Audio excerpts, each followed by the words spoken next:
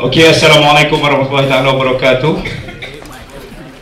Very good afternoon to everyone. My name is Ramli Muhammad Yusuf, and I'm with the PRO, or Corporate Communications of PDRM. First of all, I'd like to thank you all for being here this afternoon. And I hope it's not too late for me at RMP to wish you a very happy New Year 2013. We hope new challenges will further strengthen us all. Okay? Being a PRO, I have to prepare this script here and read all the points I would to put across to you this afternoon, because I don't want to blabber too much. Yeah? Because I know you're busy people and have assignments awaiting you around the city. Besides, I'm not supposed to be sounding like giving a PC, and this is not a PC. This is just a briefing session. Yeah? Please take note of that. So we keep this simple and bear with my structured rantings for now. We are joined here today by Senior Assistant Commissioner Dato' Hamid. He is the Chief of Federal Reserve Unit of PDRM. And yang dihormati Senior Assistant Commissioner Wan Bari, Chief of Kuala Lumpur International Security and Public Order. And Superintendent Zahari, where is he? He's up there, Superintendent Zahari. He's the Chief of ISPO as well. They are here this afternoon to share with us some experiences with media and provide hands-on kind of experience for a better communication process between us in the field. Well, you may recall that some months ago, during the Bersih Rally at Dataran Merdeka, both the police and media shared bitter experiences. We both had our parts in those moments. Yeah? Police in crowd control and public order, and journalists being caught in a chaotic situation, resulting in the injuries of a number of people, our people, journalists as well as public at large. Some not only injured, but their equipment were also damaged during the operations. These are the inherent risks we have to take here. And out of that concern, the Inspector General had then instructed for a better coordination and communication between us all, so that we won't have a repeat of the incidents in the future and in the coming one of the 12th January. Therefore, the purpose of us being here this afternoon is for a short briefing on what to expect on the day of this mega rally, where thousands are expected to participate in the Himpunan Kebangkitan Rakyat on the 12th of January at Stadium Merdeka. First, let me start with our legitimacy of covering the event of HKR. According our, meaning you, the media, and us, the police, yeah? According to Section 23 of the Peaceful Assembly Act of 2013, a police officer may make any form of recording of an assembly. That is for the police. Any form of recording, yeah? Be it in the form of electronic, or in writing, or whatever. Section 24 is about the media access, that says any media representative may have reasonable access to a place of assembly and use any equipment to report on the assembly. So this will be our broad terms of reference in as far as legitimacy or the act is concerned. Based on good practices by law enforcement agencies, certain guidelines in carrying our duties in relation to the media should be adhered to, as much as we know that you are also bound by certain regulations and etiquette set up by your respective agencies. First one, we acknowledge that members of the media have a duty to report from the scene of the many incidents we had to deal with. We should actively help them carry out their responsibilities, provided they do not interfere with ours. This is a kind of terms of reference. Where it is necessary to put cordons in place, maybe better explained later by our young dihormatis. It is much better to provide the media with a good vantage point from which they can operate rather than to exclude them. Otherwise, they may try to get around the cordons and interfere with the police operations.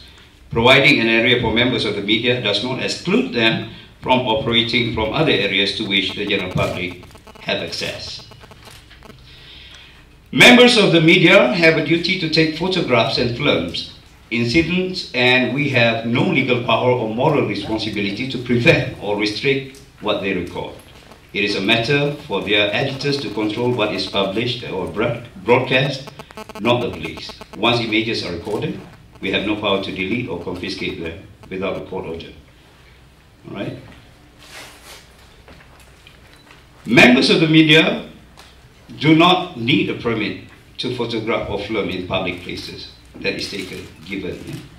This is quite interesting in the case of us issuing special police passes, which receive much of hullabaloo or controversial or whatever term you may use. Yeah? There have been much speculations about these passes that you have collected and registered your names out there just now. Some took it with open heart, some others were quite skeptical, thinking that the police have something behind it. That kind of, we cannot get away from that kind of feelings, the sentiments out of it.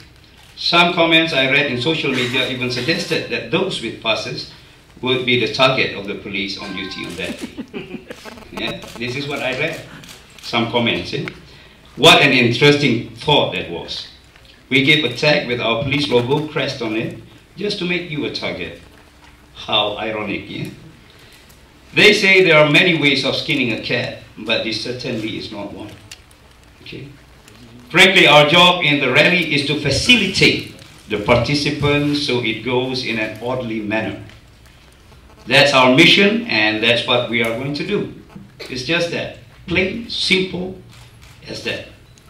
Those passes that you wear on the day, they are there for two reasons. One is for our people on duty to easily recognize you as members of the media. And two, for our marshals, which later will be described further by our Yang Dihormatis, to identify you and assist you with your assignments. So be rest assured that there's no hidden agenda whatsoever in the issuance of passes for you to wear on the day.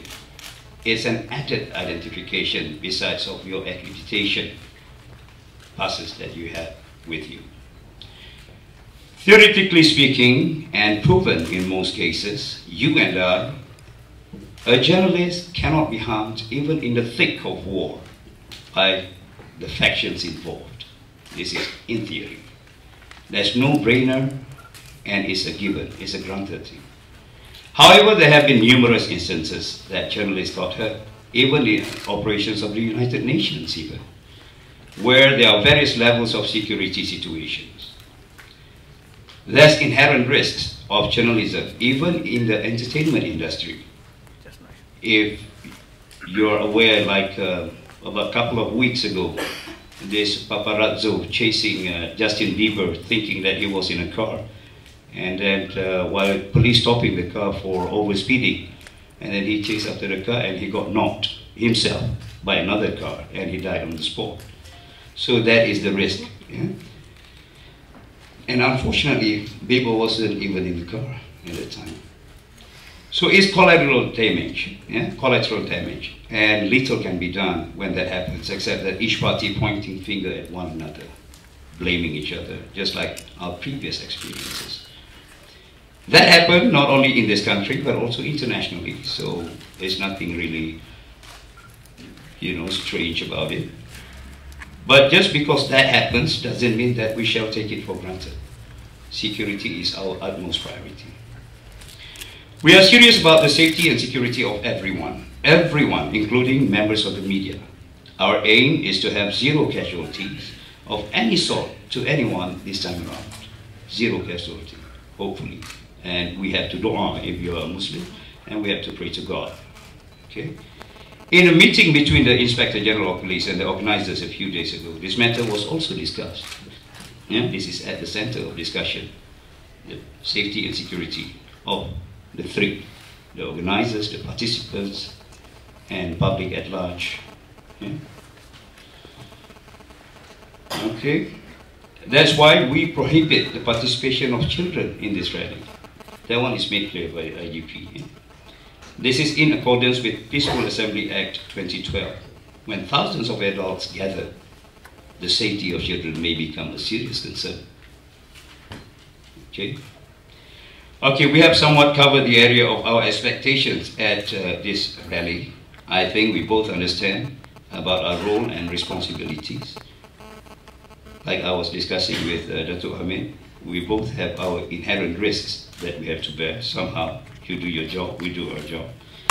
Ours on maintaining law and order and public safety and security, and yours about reporting and sharing information about the rally to the public, with the public at large.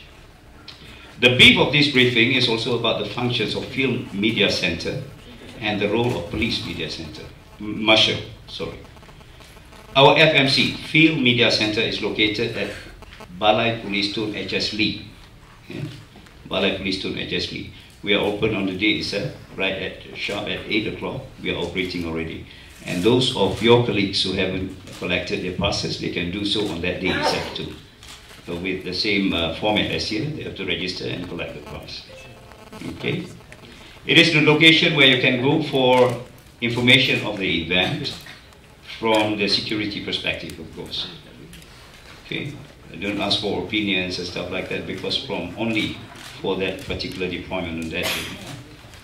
For our colleagues who haven't registered and got their police media passes, they can do so at this location, depending on the situation. We are arranging for press conference also at this site. Okay? Maybe at this time I would like to call upon Yang Dihormati Datuk Hamid to talk a little bit about Marshal and the role of our people on duty on that day. Yang Dihormati Datuk Hamid, thank you.